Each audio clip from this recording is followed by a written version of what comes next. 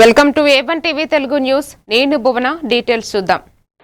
కోనసీమ జిల్లా రాజోలు నియోజకవర్గం సకినేటిపల్లి మండలం అంతర్వేది శ్రీ లక్ష్మీ నరసింహస్వామి వారి ఆలయంలో కవాట బంధనం నిర్వహించారు. ఉదయం అభిషేకం, నివేదన కార్యక్రమాలు పూర్తి చేసి ఆలయ తలుపులు మూసివేశారు. తిరిగి బుధవారం ఉదయం స్వామివారి కైంకర్యాలు ప్రారంభిస్తామని ఆలయ ప్రధాన అర్చకులు శ్రీనివాస్ కిరణ్ తెలియజేశారు. ఈ కార్యక్రమంలో స్థానాచార్యులు Rama Rangacharyulu P Srinivasu, Pullayyacharyulu Ramesh, Ravi, assistant commissioner Moka Nagavara Prasad, Narasimha సిబ్బంది తదితరులు పాల్గొన్నారు. ప్రహ్లాదవర్ధం విష్ణు సింహప్రాయితం చరణ్యం సర్వలోకానాం ఆపరణార్థ నివారణం శ్రీ లక్ష్మీనరసింహ పరబ్రహ్మణే నమః. డాక్టర్ బిఆర్ అంబేద్కర్ కోనసీమ జిల్లాలో గల ప్రముఖ స్వయంభూ అంతర్వేది శ్రీ లక్ష్మీనరసింహ దేవస్థానం ఆలయ ప్రధాన అర్చకులు వాణింగ్ శ్రీనివాస్ గారు మాట్లాడుతున్నాండి.